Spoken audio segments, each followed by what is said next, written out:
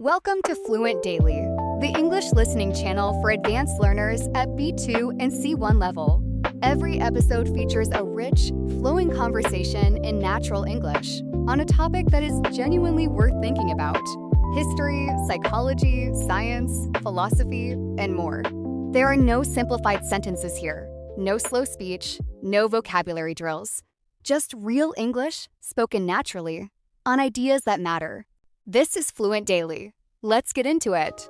Today we have a great story, so let's get started right now. So if you take a completely empty box, right, like a perfect vacuum, Right. no atoms, no light, just absolutely devoid of any ordinary matter whatsoever. True physical void. Exactly. Well, quantum field theory tells us that this box is, it's not actually empty at all. No, it is absolutely seething. Right. It's seething with these virtual particles just, popping in and out of existence. And the crazy thing is, if you calculate the energy of that so-called empty space, the math suggests that the vacuum contains enough explosive energy to just instantly rip the universe apart. To completely shred space-time, yeah.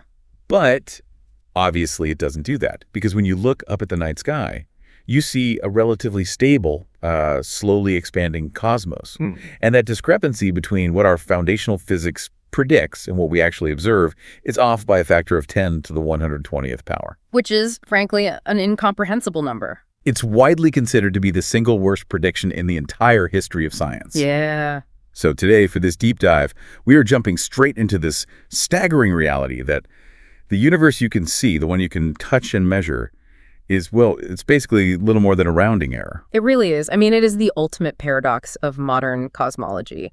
We have this theoretical framework that is somehow simultaneously the most precisely successful science in human history, and yet it is the most profoundly incomplete. Hey. And to really appreciate the tension here, you kind of have to trace the sheer violent velocity of our scientific progress. The speed of it is just wild. It is, because our conceptual horizon has expanded so rapidly that human intuition is just practically useless at this point. Think about where we were just a century ago. 1924. Right, 1924.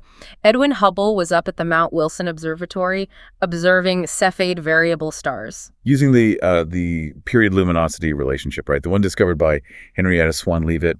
Exactly. Leavitt's work was the key. So Hubble uses those stars to prove that the Andromeda Nebula was not just some gas cloud hanging out inside the Milky Way. Right, which was the prevailing wisdom at the time. Yeah, everyone thought the Milky Way was the entire universe. But Hubble proved Andromeda was an entirely separate island universe, millions of light years away. So in 1924, our known universe consisted of exactly one galaxy. Which is just, it's dizzying to think about. It really is. 1 century ago, the absolute boundary of reality for us was the edge of the Milky Way. And then you fast forward to today, and we have the James Webb Space Telescope. JWST, yeah. Parked out at the second Lagrange point, like 1.5 million kilometers away in deep space. And it's capturing the infrared spectra of galaxies that formed within just a few hundred million years of the Big Bang itself. It's an unprecedented leap. We went from mapping our immediate neighborhood to observing the literal dawn of time, all within a single human lifetime. It's essentially like living your entire life inside this single windowless room, right? Okay, I like this analogy. And you map every single floorboard, every corner. And then one day you find a key. You open the door and you discover your room is just one tiny closet inside a mansion that's the size of a continent. Yeah, that's exactly what it feels like. And the wildest part to me is that we actually went ahead and drafted the blueprint for that entire continent-sized mansion. We did. We call that blueprint the Lambda CDM model. Lambda CDM. Right. It's the prevailing standard model of cosmology. It basically posits a universe that began in a hot, dense state, approximately 13.8 billion years ago. And it's been expanding and cooling ever since. Exactly. And the model is an absolute triumph. I mean, it predicts the large-scale distribution of galaxies. It maps the acoustic peaks in the cosmic microwave background. It predicts the geometric flatness of space-time. And it does all of this with breathtaking decimal point precision. But this is massive. But the legend on this blueprint, the part that actually tells you what the symbols mean, it just openly mocks us. It really does. It requires a lot of humility. Because the model demands an energy budget that completely minimizes us. If you look at Lambda CDM, the totality of ordinary matter, right? The protons, the neutrons, electrons. The stuff that makes up you and me. Yeah, you, me, every star, every planet, every dust cloud, all of that accounts for roughly 5% of the universe. Just 5%. The rest is divided into these two vast, deeply mysterious categories. So you've got roughly 27%, which is dark matter. Right. And then the remaining 68% is dark energy. So we have this physical theory, heralded as the pinnacle of human achievement, that explicitly requires 95% of reality to be made of totally unknown, invisible components. And look, many physicists share a profound discomfort with that reality. Oh, I'm sure. It feels like a massive gap. It does. It feels deeply unsatisfying to rely on what are essentially placeholders. But it is so crucial to recognize that this isn't a failure of the scientific method. No, it's actually a triumph of precision measurement. Well, we call lambda CDM successful because we can perfectly measure the gravitational and energetic effects of that 95%. Oh, okay. So we see what it does, even if we don't know what it is. Exactly. We can map the gravitational lensing caused by dark matter halos. We can measure the precise rate at which dark energy is accelerating the expansion of space-time. Right. General relativity processes these components flawlessly. So we know the exact dynamic influence of these actors on the stage, even if their fundamental identity is entirely hidden from us in the dark. Which I think raises an immediate, really critical question for anyone who's just analyzing this framework. Sure. If we only understand the fundamental physics of 5% of the cosmic budget, how does the scientific consensus remain so undeniably certain about the evolutionary timeline? That's a fair question. Like the assertion that the universe started exactly 13.8 billion years ago from a primordial singularity, that's not treated as some loose hypothesis. That is treated as hard fact. Because the evolutionary history of the universe isn't derived solely from theoretical modeling. Yeah. It is observationally recorded. There are three distinct, completely independent pillars of empirical evidence, and they all converge on the Big Bang. Right, the three pillars. Yeah. Overturning the Big Bang model wouldn't just require a new theory. You'd have to completely dismantle all three of these foundational observational pillars. Starting with the expansion of the universe itself. Exactly. The first pillar. So let's look at that. Edwin Hubble didn't stop with just finding Andromeda, right? By 1929, he was meticulously analyzing the spectrographic data of light coming from dozens of distant galaxies. Yes. And he found this really persistent anomaly. The absorption lines in the spectra of these galaxies, they were shifted toward the red end of the electromagnetic spectrum. The famous redshift. Right. And crucially, this redshift wasn't just random. The further away a galaxy was from us, the more its light was redshifted. And this was the observational confirmation of a stretching universe. Because the light is literally getting stretched. Exactly. As light travels through expanding space-time, its actual wavelength is physically stretched out. What Hubble's data showed was a direct proportionality. Hubble's law. Right. A galaxy's recessional velocity is linearly proportional to its distance from the observer. Though I think it's really worth noting that the theoretical heavy lifting for this had actually already been done. Oh, absolutely. By Georges Lemaitre. Yeah. 2 years before Hubble's paper, Lemaitre, who was this brilliant Belgian physicist and also a Catholic priest, which is a wild combination. What a great piece of history, yeah. He had mathematically derived this exact expanding reality directly from Einstein's field equations. Lemaitre understood that if space-time is expanding dynamically today, then the pure logic of general relativity demands that you can just run the clock backward. Right. You just hit rewind on the universe. Exactly. Yeah. You rewind the timeline, the density of the universe increases, the temperature skyrockets, until you eventually reach this state where all matter and energy is compressed into what he called the primordial atom. The initial singularity. Yeah. So Hubble really just provided the telescope data to prove Lemaitre's math was actually mapping reality. But Lemaitre's logic, while inescapable, it still remained kind of abstract until we hit the second pillar. Right. And this is what moved the Big Bang from being a mathematical inevitability to a tangible, measurable environment. A cosmic microwave background. The CMB, yes. This is one of my favorite stories in all of science. It's a classic. The discovery in 1964 by Arno Penzias and Robert Wilson. It's legendary, not just because they won the Nobel Prize in 1978, but because it is the ultimate example of annoying static turning into profound signal. It really is. So they were radio astronomers at Bell Labs, and they were operating this massive Holmdel horn antenna, trying to conduct radio astronomy without any interference. But they were plagued by this persistent, ubiquitous microwave static. And it didn't matter where they pointed the antenna. It was everywhere. Everywhere. It didn't fluctuate with the day and night cycle or the seasons or even the position of the Milky Way. It was just this isotropic radiation completely blanketing the entire sky. And they had no idea what it was. They famously assumed it was equipment error. Or, my favorite part, they thought it was the dielectric properties of pigeon droppings. They literally climbed in there to clean it out. They meticulously scrubbed out all this pigeon poop from inside the horn, hoping the static would go away. But the signal persisted. Right. And while Penzias and Wilson were busy scrubbing their antenna, there was a team of theoretical physicists over at Princeton. Led by Robert Dicke. Led by Dick and Jim Peoples, yeah. And they were actively calculating what the aftermath of a hot Big Bang should actually look like today. Okay. They realized that the early universe was so intensely hot and dense that it basically existed as a primordial plasma. Just a superheated soup. Exactly. Protons and electrons were ripped apart, and photons of light were just constantly scattering off these free electrons. The universe was an opaque, glowing fog.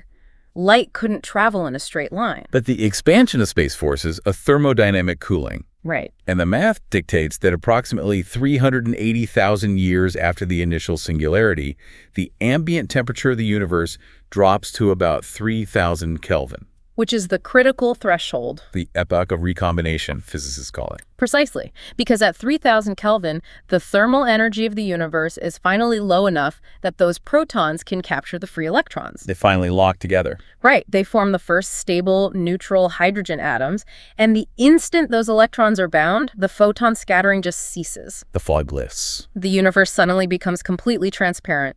The light from that glowing plasma is suddenly released, free to stream across the cosmos forever. And over the subsequent 13.8 billion years, the ongoing expansion of the universe has physically stretched the wavelength of those original photons. Just like Hubble saw with the galaxies. Exactly. So what started as this blinding, visible, and ultraviolet light has been stretched by a factor of roughly 1,100. Pushing it right out of the visible spectrum. Dropping its temperature from 3,000 Kelvin all the way down to a frigid 2.725 Kelvin, which puts that radiation squarely in the microwave band of the spectrum. So that static that Penzias and Wilson detected. It was the literal cool-down afterglow of the universe becoming transparent. It's incredible. It's like listening to radio static and realizing you're hearing the cooling embers of the literal dawn of time. That is exactly what it is. It's the ultimate time machine. But the sheer power of the CMB as an observational tool, it wasn't really fully realized until we sent up dedicated satellites. Like Kobe and WME, right. And Planck later on. Exactly. Because while the CMB is remarkably uniform at that 2.7 Kelvin, it is not perfectly smooth. These satellites detected microscopic temperature anisotropies. Anisotropies, right. Basically, tiny variations in temperature of roughly just 1 part in 100,000. Which are arguably the most important microscopic fluctuations in the history of science. Without a doubt. Because those tiny variations in temperature correspond directly to tiny variations in density in the primordial plasma. We are literally looking at acoustic waves, baryon acoustic oscillations, just frozen in time. Right.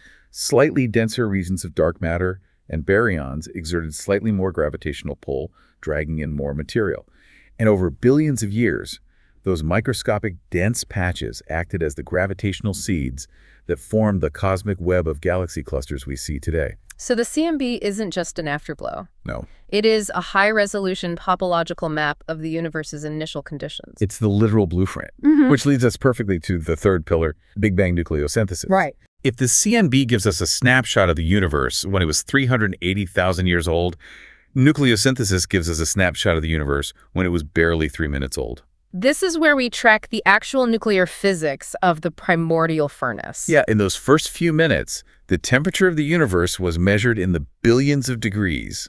It was a literal cosmic nuclear reactor. Protons and neutrons were colliding with enough kinetic energy to overcome electrostatic repulsion, and they started fusing together to create the very first atomic nuclei. But this reactor had a really massive constraint, didn't it? Yes, the rapid expansion of space-time. Right.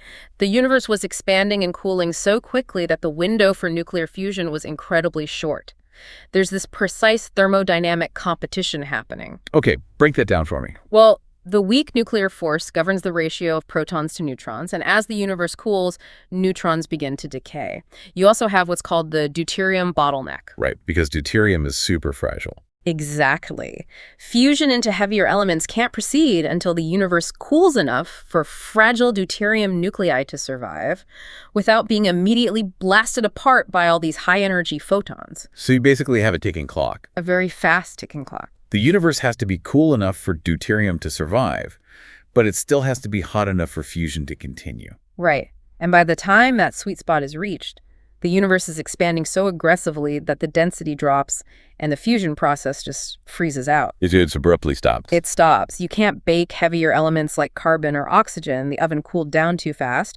You can only fuse the lightest elements. And because we have, this really exquisite understanding of nuclear cross-sections from our own particle accelerators here on Earth, we can actually calculate exactly what the yield of that 3-minute cosmic reactor should be. To the exact percentage. Yeah.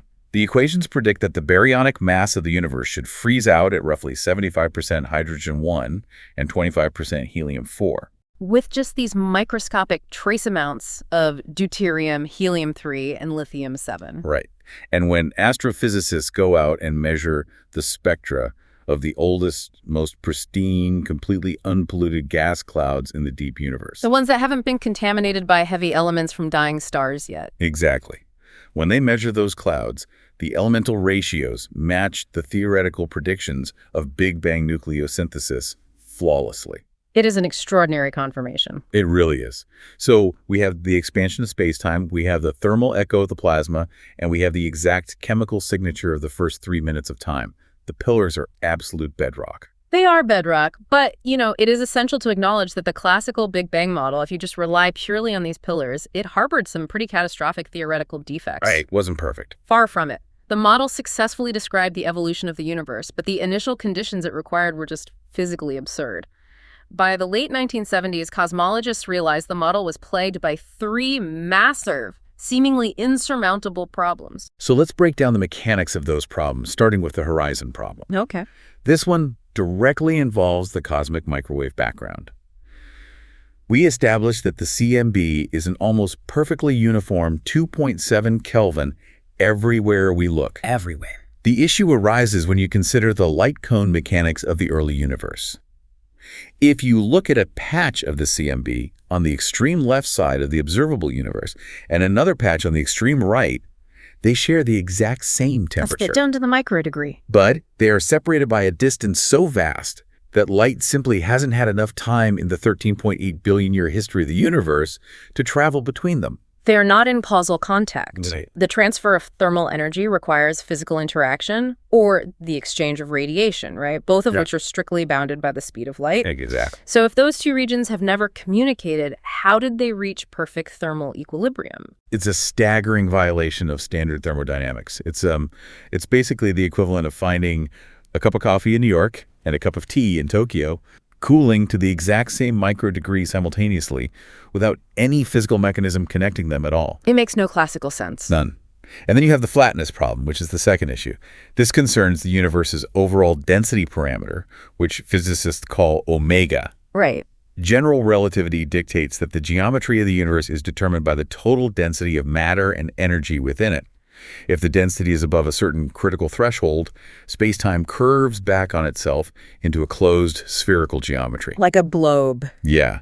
And if it's below that threshold, it curves outward into an open hyperbolic geometry, like a saddle. But our universe appears geometrically flat. Totally flat. The total density parameter equals exactly 1. And the problem is that omega equals 1 is an incredibly unstable equilibrium point in the classical Big Bang model. Oh, incredibly unstable. As the universe expands, any microscopic deviation from flatness is wildly magnified. Right. If the density of the universe was off by even 1 part in 10 to the 60th power, a fraction of a second after the Big Bang, the universe would have rapidly curved away from flatness. It either would have collapsed back into a singularity billions of years ago, or it would have expanded so aggressively that galaxies could never have coalesced in the first place. So, to get the flat universe we observe today, the initial conditions had to be fine-tuned to a degree of precision that just defies all physical logic. It's absurd. And finally, you have the third issue, the magnetic monopole problem. Right, which emerges straight from particle physics. Grand unified theories, right? Which model the behavior of the fundamental forces at extreme energies. They predict that as the hot early universe cooled, phase transitions should have occurred. Similar to water freezing into ice. Exactly. And these phase transitions should have produced topological defects in the fabric of space, most notably magnetic monopoles. Incredibly massive particles with just a single magnetic charge, just a north or just a south. Right. And according to the thermal calculations, the early universe should have produced a staggering density of these monopoles. They should be absolutely ubiquitous today. We should be tripping over them. Yet, experimental physics has never detected a single one. Ever. Never. So the classical Big Bang leaves us with a universe that is inexplicably smooth, impossibly flat, and entirely devoid of the relic particles it supposedly generated. It was a full-blown crisis. Until 1980. When a physicist named Alan Guth proposed a mechanism that was theoretically radical, yet so mathematically elegant that it immediately revolutionized cosmology. He introduced inflation. Inflationary cosmology. Right. He proposed a modification to the very, very first instance of the Big Bang. Guth theorized that between roughly 10 to the minus 36 and 10 to the minus 32 seconds after the initial event, the universe was dominated by a scalar field in a state of false vacuum. Which generated this huge repulsive gravitational effect. Exactly. It caused space to expand exponentially. I mean, the universe didn't just expand, it hyperinflated. It grew by a factor of at least 10 to the 26th power in a fraction of a microsecond. So a microscopic patch of space, vastly smaller than a single proton, was instantly stretched to macroscopic proportions. Instantly. And that single violent mechanism elegantly resolves all three theoretical nightmares simultaneously. It really does. It's beautiful. Take the horizon problem. Why is the CMB uniform? Well, because before inflation hit, that entire region of space was microscopic. Right. It was so incredibly small and dense that there was ample time for the photons to interact and reach perfect thermal equilibrium. The coffee and the tea were essentially in the same room. Exactly. And then inflation grabs that equilibrated patch and stretches it across the entire observable sky faster than the speed of light. The uniformity was locked in before the expansion ever happened. And the mechanism solves the flatness problem with equal elegance. Because any initial curvature the universe might have had was just instantly stretched out. Think about it like the surface of a highly wrinkled balloon. If you suddenly inflate that balloon to the size of a solar system, any localized section of the rubber that you're standing on will appear perfectly geometrically flat. Right, like how the Earth looks flat when you're just standing in a field. Exactly. Inflation drives the density parameter omega dynamically and inevitably toward 1. It completely removes the need for that absurd fine-tuning. And the missing monopoles simply get diluted. Any topological defects created during the grand unified phase transitions, well, they existed before inflation. Right. So the exponential expansion took a finite number of monopoles and scattered them across a volume of space so unimaginably massive that the observable universe today likely contains, like, less than 1. Problem solved. But, the crowning achievement of inflationary theory, the part that really elevates it from a mere mathematical fix to a profound physical insight, is its explanation for the origin of cosmic structure. Right, where did the galaxies come from? Exactly, because at the quantum scale, there are always irreducible fluctuations in energy fields, mandated by the Heisenberg uncertainty principle. The quantum jitters. The jitters, yeah. And during inflation, these microscopic quantum jitters were caught in the exponential expansion and physically stretched to macroscopic scales. Oh, wow. They became frozen as actual density variations in the fabric of space-time. So those quantum fluctuations literally became the microscopic temperature variations we see in the CMB today. Yes. They became the gravitational seeds that pulled in the dark matter, which pulled in the hydrogen gas, which ignited the first stars, which eventually formed the massive superclusters of galaxies we see mapping the cosmic web. It's all connected. The largest macroscopic structures in the universe are literal, magnified projections of subatomic quantum mechanics. That is arguably the most breathtaking realization in all of modern physics. And importantly, it is a mathematically rigorous realization. Right. Inflation predicts a very specific statistical distribution for those CMB anisotropies, a nearly scale-invariant power spectrum. And when the Planck satellite mapped the CMB decades after Guth's proposal, the data matched the inflationary predictions with spectacular precision. The exact physical mechanism driving the inflaton field Well, that remains a subject of intense research, but the observable signatures of the inflationary epoch are permanently etched into the sky. So inflation dictates the geometry of space-time, and it sees the structure within it. But to understand how those structures actually evolved over the subsequent 13.8 billion years, we have to address the elephants in the room. The dark sector. We have to return to the 95%. Now, dark matter and dark energy are often conflated in the public imagination, but they are entirely distinct phenomena acting in complete opposition to each other, right? Exactly. Dark matter causes things to clump together, whereas dark energy drives them apart. So let's delve into the mechanics of dark matter first. The evidence didn't just emerge overnight. It was this slow, stubborn accumulation of data. Starting way back in 1933. With Fritz Zwicky, yeah. He applied the virial theorem, which relates the kinetic energy of a stable system to its gravitational potential energy, to the thousands of galaxies within the Coma cluster. And by measuring the dispersion velocities of those galaxies, he realized they were moving far too erratically. Right. The visible stellar mass of the cluster generated only a tiny fraction of the gravitational binding energy required to keep those galaxies from just flying off into deep space. He termed this missing gravitational mass Dunkelmaterie, dark matter. But Zwicky's observations were largely treated as just this weird anomaly until the 1970s. Until Vera Rubin and Kent Ford. Yes, Vera Rubin. She revolutionized the field through her meticulous spectrographic studies of spiral galaxy rotation curves. Her work was incredible. According to standard Newtonian dynamics, the stars in the outer regions of a galactic disk should orbit the center much slower than the stars closer to the dense galactic bulge. Just as Neptune orbits the sun much slower than Earth does. But Rubin aligned her spectrograph along the major axes of spiral galaxies like Andromeda, measuring the Doppler shift of the starlight. And she found that the Keplerian decline, that slowing down, it simply didn't happen. The rotation curves remained entirely flat.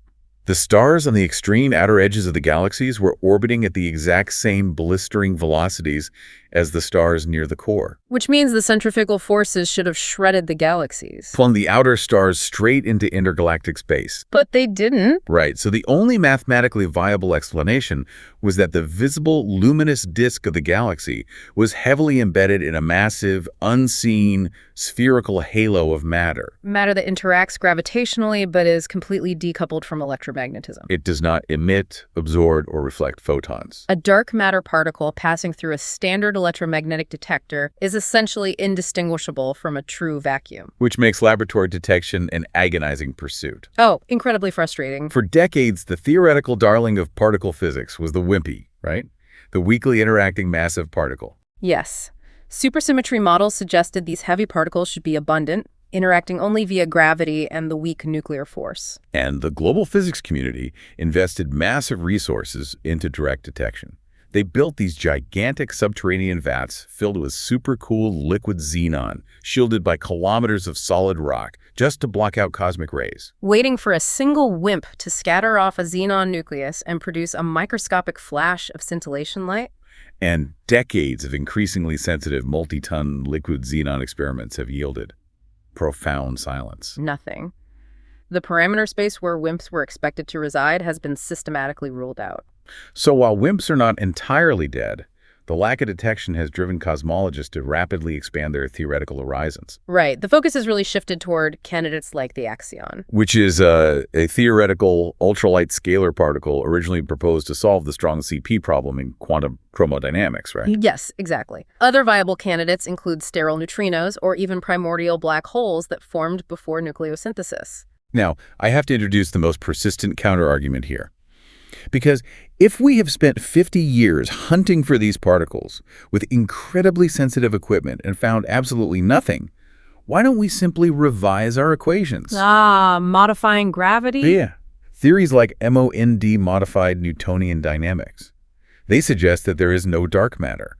Instead, they argue that our fundamental understanding of gravity is just flawed at exceedingly low accelerations, like the ones you find at the extreme edges of galaxies. Why cling to an invisible particle when the math of gravity itself might be the culprit? Exactly. It is a vital scientific challenge, and MOND actually does a really impressive job predicting the rotation curves of individual galaxies. It does. But the reason the vast majority of astrophysicists reject modified gravity is that dark matter's fingerprints are not limited to galactic rotation. The evidence converges from entirely independent cosmological scales. The bullet cluster is the classic nail in the coffin here, isn't it? Precisely. The bullet cluster, it's the aftermath of a massive collision between two galaxy clusters. When we map this collision, we can use X-ray telescopes to see the hot, normal baryonic gas, which interacted electromagnetically and slowed down in the very center of the crash. Because the gas clouds smack into each other. Exactly. But we can also map the total mass of the system using weak gravitational lensing. Measuring how the background starlight is distorted by the foreground gravity. Right. And the lensing maps show that the vast majority of the mass passed straight through the collision without slowing down at all. The dark matter separated entirely from the normal matter. It ghosted right through. You cannot modify the equations of gravity to explain a scenario where the gravity is physically located in a different place than the normal matter. Right. Furthermore, modified gravity theories completely failed to predict the precise heights of the acoustic peaks in the CMB power spectrum. They do. The CMB explicitly requires a form of non-baryonic mass that does not experience photon pressure. So, dark matter particles really remain the only cohesive solution that satisfies the galactic rotation curves, the gravitational lensing data, and the primordial thermodynamics simultaneously. So we are extremely confident dark matter exists, even if its particle nature still eludes us. But dark matter accounts for only 27%. Right. The remaining 68% of the universe is dominated by an entity that is far more theoretically perplexing. Dark energy. And the discovery of dark energy in 1998 fundamentally upended cosmology. It is a shock to everyone. Two independent research teams, the Supernova Cosmology Project and the High-Z Supernova Search Team, they were attempting to measure the deceleration of the universe. Because the logical assumption was that the collective gravitational pull of all the matter in the cosmos was acting like a brake on the Hubble expansion. Right. To measure this, they needed standard candles, astronomical objects with a known, fixed, intrinsic luminosity. And they utilized type Ia supernovae, which occur when a white dwarf star accretes mass from a companion star until it reaches the Chandrasekhar limit of 1.4 solar masses. And then it triggers a runaway thermonuclear explosion. And because they always detonate at this specific mass limit, their peak brightness and light curve decline are highly predictable. Very standard. So by measuring the apparent brightness of distant type Ia supernovae, astronomers can calculate their exact distance. And by measuring their redshift, they can calculate how fast they're receding. But when the data was finally processed, the results were entirely contradictory to a decelerating universe. They were way off. The most distant supernovae were significantly dimmer than the models predicted. They were physically further away than they had any right to be. The expansion of the universe wasn't slowing down under the weight of gravity, it was accelerating. The scale factor of the universe had a positive second derivative. Space itself was being driven apart by a repulsive negative pressure phenomenon on cosmological scales. And this brings us to one of the most ironic historical arcs in all of physics. To mathematically model this accelerating expansion, cosmologists had to resurrect Albert Einstein's abandoned cosmological constant, denoted by the Greek letter lambda. Right. In 1917, Einstein formulated general relativity. But the prevailing astronomical consensus at the time was that the universe was static. Right. His field equations, however, showed that a static universe full of mass would inevitably collapse under its own gravity. It would just crush itself. So to prevent this mathematical collapse, he basically fudged the math.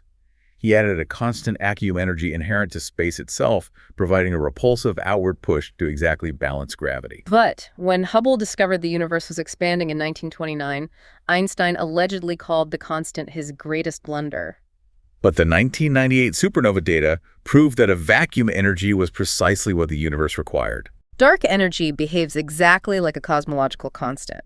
Because it is a property of space itself, as the universe expands and more space is created, the total amount of dark energy actually increases, which causes the expansion to accelerate even faster. Over time, the density of normal matter dilutes, but the density of dark energy remains completely constant, eventually dominating the universe's evolution. So, observationally, lambda fits the data beautifully.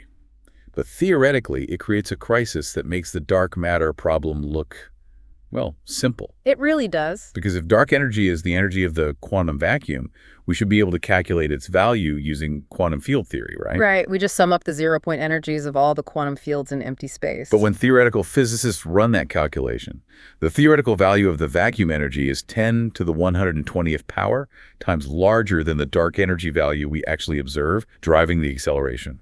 It is an incomprehensible mismatch. If the quantum vacuum actually possessed the energy density our fundamental theories predict, the repulsive force would be so extreme that the universe would have expanded so violently and so rapidly that not a single atom could have ever formed. The discrepancy between the theoretical prediction and the empirical observation of the cosmological constant is arguably the most severe unsolved problem in fundamental physics today. Which means we are desperate for better data. Right. To resolve the nature of dark matter, dark energy, and the mechanics of the early universe, we needed observational capabilities far beyond the Hubble Space Telescope. We needed to peer through the cosmic dust and capture the heavily redshifted light of the very first galaxies. And that is exactly what the James Webb Space Telescope was engineered to do. Let's talk about JWST.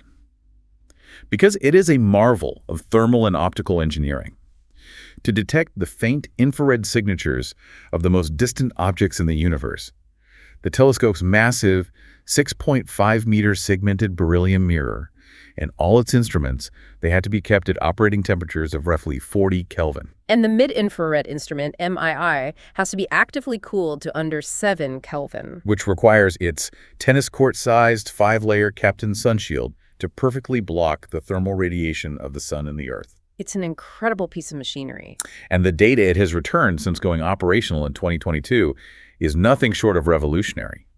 But it has also thrown a massive wrench into our cosmological models. A huge wrench. Because one of its primary mission parameters was to observe galaxies at extremely high redshifts, looking back to the first 500 million years after the Big Bang. And according to the Lambda CDM framework, the formation of structure is supposed to be hierarchical. Okay, meaning what? Meaning dark matter clumps first, then it pulls in hydrogen, eventually igniting small, messy, metal-poor dwarf galaxies that slowly merge over billions of years to create massive spirals like the Milky Way. So it builds from the bottom up. Exactly. Therefore, at redshifts greater than 10, we expect to see very low stellar mass. We expect to see chaotic, undeveloped systems dominated by population 3 stars. Massive, short-lived stars composed entirely of primordial hydrogen and helium without any heavy elements. Right. But when JWST aimed its near-infrared spectrograph at these early epochs, it found galaxies that, well, they shouldn't exist yet. It was an uh-oh moment for astrophysicists. It really was. It identified galaxies with stellar masses measuring in the tens of billions of solar masses, fully formed within a few hundred million years of the Big Bang. Not only are they massive, but their spectra reveal a surprisingly high metallicity. They are enriched with heavy elements like carbon and oxygen, elements that are only synthesized in the cores of stars and dispersed through supernovae over huge amounts of time. And the presence of such advanced chemical enrichment and massive stellar accumulation at this incredibly early epoch poses a severe challenge to our hierarchical models. It suggests that star formation in the early universe was vastly more efficient, or perhaps proceeded through mechanisms we just haven't properly accounted for yet. It's like digging in an archaeological site expecting to find early mud huts, and instead you unearth a fully constructed steel skyscraper. That's the perfect analogy. Yeah. So are these findings threatening to overthrow Lambda CDM entirely? Are we looking at a complete breakdown of the standard model? Well, the astrophysical community is intensely debating this right now, but the consensus really emphasizes caution before declaring a full-on cosmological crisis. That's true. The anomalies might just point to a misunderstanding of local astrophysical processes rather than a failure of fundamental cosmology. Like what? For instance, our models of how dust obscures light, or our initial mass function, the assumed distribution of star masses when a galaxy forms, those might be wildly inaccurate for the extreme conditions of the early universe. Wow. Also, active galactic nuclei, powered by supermassive black holes, they could be artificially inflating the luminosity of these early objects, making them appear vastly more massive than they actually are. But it is equally possible that these observations are the first real cracks in the Lambda CDM paradigm, demanding new physics regarding how dark matter halos actually assemble. It is a brilliant example of science working exactly as it should, new instruments pushing the boundaries of theory. But when you aggregate all of these extreme physical realities, the failure to detect dark matter, the 120 order of magnitude vacuum catastrophe of dark energy, the astonishing fine-tuning of the primordial density, some theoretical physicists have concluded that our universe simply cannot be explained from within. The fine-tuning is too precise, the parameters are too arbitrary. They argue that to understand our universe, we have to invoke a structure vastly larger, and this takes us straight into the most fiercely debated frontier in modern science, the multiverse. We are crossing into territory where rigorous theoretical physics collides directly with the philosophy of science. It's a minefield. It is. The multiverse is not just some science fiction trope anymore. It emerges as a natural mathematical consequence of combining our two most robust theoretical frameworks, inflationary cosmology and string theory. Okay, let's construct this step by step. Let's look at inflation first. We established that the inflaton field caused an exponential expansion. All right. But the mathematics of scalar fields suggests that inflation isn't necessarily a one-time event that starts and stops everywhere uniformly. This leads to the theory of eternal inflation. Exactly. In eternal inflation, the background state of the universe is constantly aggressively inflating. But quantum fluctuations dictate that the inflaton field will occasionally decay in localized regions. Okay. These regions kind of drop out of the inflationary expansion, and the energy of the field is dumped into the creation of normal matter and radiation. So these localized regions become distinct bubble universes. Right. Our observable universe, with its 13.8 billion years of history, is just one of these stabilized bubbles embedded in a vastly larger, eternally inflating background matrix.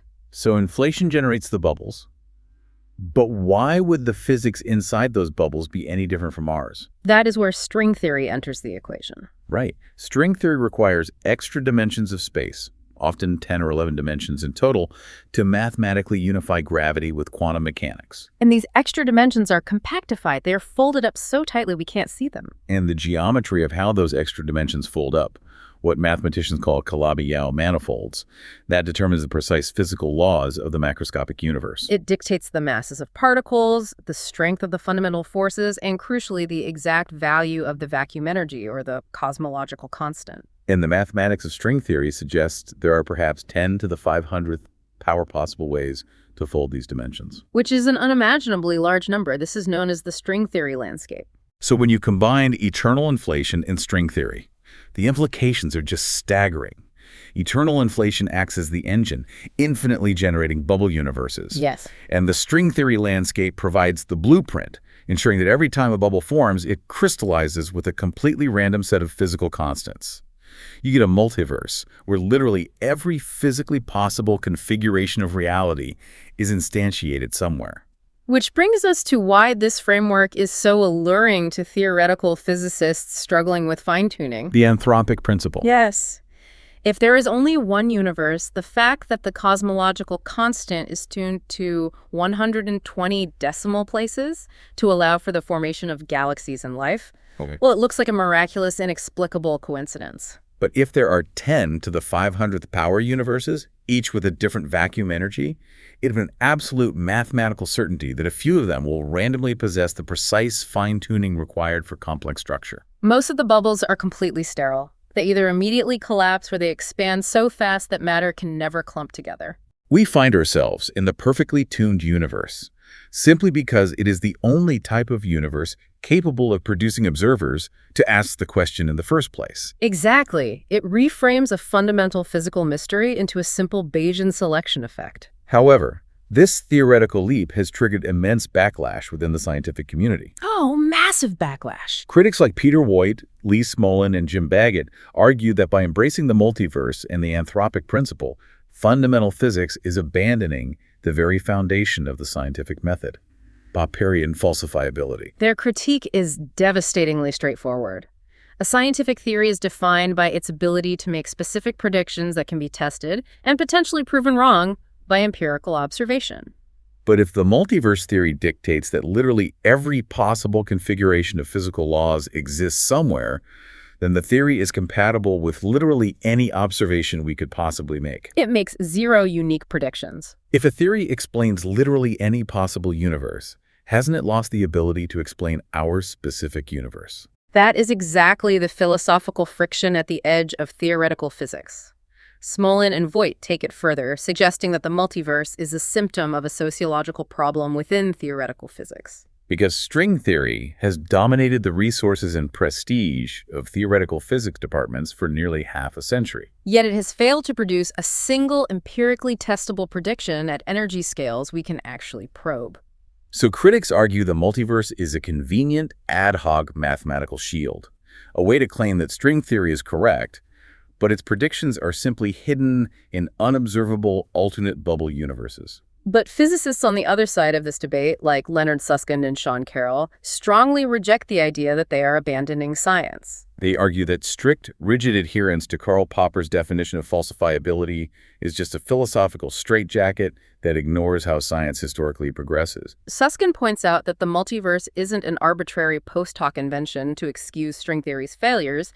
It is the natural, unavoidable mathematical consequence of inflationary theory. Which, as we said, is strongly supported by the CMB data. Right. Furthermore, historical precedent shows that science constantly postulates unobservable entities that eventually become integrated into standard physics. In the 19th century, Ernst Mach vehemently rejected the atomic theory of matter because atoms were supposedly unobservable in principle. Decades ago, other galaxies were unobservable. The event horizons of black holes hide unobservable regions of spacetime. And Carroll makes the point that while we can't observe other universes directly, we can test the fundamental theories, like inflation and string theory, that predict the multiverse. If those underlying theories are eventually validated by observable evidence in our own universe, we should trust the mathematical consequences they produce, even if we can't directly see the other bubbles. But the philosophical friction remains intense. If cosmology accepts the anthropic principle as a valid explanation for the parameters of our universe, we may be surrendering the hope of finding a deeper, fundamental physical reason for why reality is the way it is. It represents a potential limit to the explanatory power of physics itself. And if the multiverse pushes our physical explanations to the very edge of space, probing the ultimate origins of reality pushes us to the absolute limits of time. Back before the Big Bang, before inflation, before anything. We have to confront the singularity itself. And this brings us to the ultimate question, famously articulated by the philosopher Gottfried Wilhelm Leibniz in 1714. Why is there something rather than nothing? It is the ultimate cosmological wall. The Big Bang model, even augmented by inflation, is fundamentally a theory of cosmic evolution. It brilliantly describes how a hot, dense state expanded and cooled to form galaxies. But it is entirely silent on the question of initial causation. Physics relies on causality. State A transitions into state B according to dynamic laws. But what caused the initial state? And where does the dynamic laws come from? Exactly. A prominent attempt to answer this using modern physics came from Lawrence Krauss in his 2012 book, A Universe from Nothing. Krauss argued that we don't need a prime mover or a metaphysical explanation. He argued that the laws of quantum mechanics, specifically the reality of quantum fluctuations, allow for space and time to spontaneously emerge from a vacuum. That something can and must arise from nothing due to quantum instability. But Krauss's argument met fierce criticism, particularly from philosophers of physics like David Albert. Albert's critique totally dismantled the definition of nothing that Krauss was utilizing. Yes. In quantum field theory, the vacuum state represented mathematically as the lowest energy state, or the zero-point state, is incredibly complex. Right, it's not a philosophical void. Exactly. The quantum vacuum is a structured physical arena governed by the rigorous laws of quantum mechanics, featuring Hilbert spaces, operators, and relativistic fields. So Albert pointed out the fundamental logical flaw. If you start your explanation with a quantum vacuum and the laws of physics, you're already starting with a highly structured something. You haven't explained why there is something rather than nothing. You have merely explained how one specific physical state transitions into another. Quantum cosmology completely fails to answer Leibniz's question because it assumes the existence of the mathematical framework required to generate the universe. Which is why the work of Stephen Hawking and James Hartle is so fascinating. They attempted to circumvent the origin problem entirely by attacking the concept of time itself. They developed the no-boundary proposal using a mathematical technique called Wick rotation. In classical general relativity, if you trace the universe backward in time, the density and temperature eventually reach infinity at a singularity, a point where the equations of physics completely break down. But Hawking and Hartle used a quantum gravity approach, where they replaced ordinary time with imaginary time, a mathematical concept involving complex numbers. When you apply imaginary time to the early universe, time behaves exactly like a spatial dimension. The temporal history of the universe becomes a curved four-dimensional surface, like the surface of a sphere. And that topological shift removes the singularity entirely. A sphere has no beginning and no edge. I love Hawking's analogy for this. He famously explained that asking what happened before the Big Bang in this model is exactly like asking what is physically north of the North Pole. The concept of north simply ceases to exist at that coordinate. Right. In the Hartle-Hawking state, the concept of time ceases to exist as you approach the origin. The universe doesn't have a beginning in time. It simply is. It is mathematically breathtaking. But if we are being honest, isn't that just a clever linguistic trick to avoid answering the question of creation? It feels like a topological sleight of hand. It dissolves the mathematical breakdown of the singularity, sure, but it still doesn't explain reality. Even if the universe is a self-contained Euclidean sphere with no temporal boundary, it still exists. We're still left staring at the equations asking, why do these equations describe a reality at all? Which leads to the most honest and humbling realization in modern science. The origin of reality may fundamentally be a question that physics is ill-equipped to answer. Physics is the specialized study of how the constituents of reality interact within a given framework of laws. Trying to use physics to explain the origin of the framework itself is a category error. It bleeds out of empirical science and deeply into pure philosophy. Cosmology forces us right to the precipice of this question, but it cannot provide the final answer. And just engaging with that precipice requires immense intellectual labor. Throughout this entire conversation, we have casually tossed around a vocabulary that is staggering in its implications. Light years, parsecs, redshift, gravitational lensing, nucleosynthesis. This isn't just a glossary of definitions. We are utilizing a profound conceptual scaffolding that humanity had to painstakingly construct over centuries. And it's a scaffolding that demands we aggressively override our own evolutionary programming.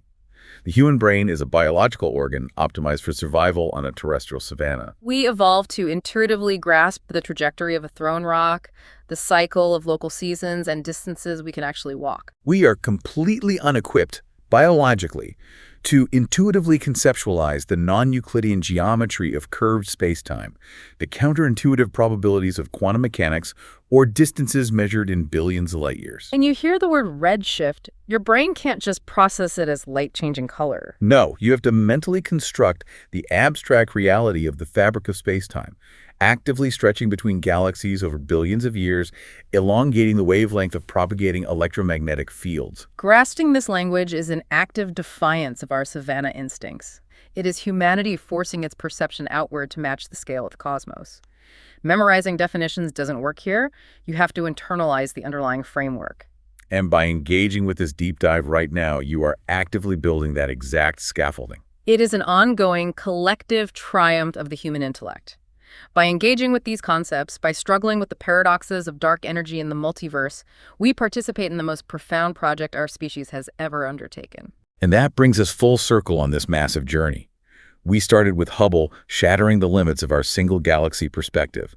We constructed the breathtakingly precise lambda-CDM model, only to realize it requires a universe largely composed of invisible, mysterious components. We examined the unshakable observational pillars of the Big Bang, the metric expansion, the primordial thermodynamics of the CMB, and the nuclear freeze-out of the light elements. We saw how Alan Guthr's inflaton field smoothed out the crippling mathematical wrinkles of the early cosmos.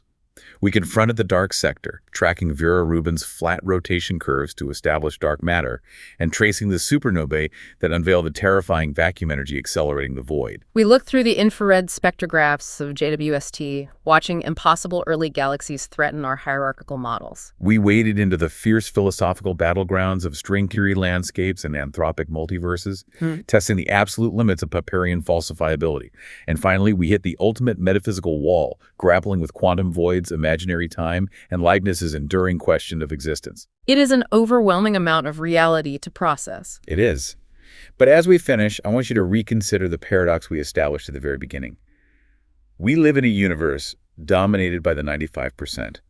It is driven by dark energy, bound by dark matter, unimaginably vast, utterly cold, and deeply indifferent.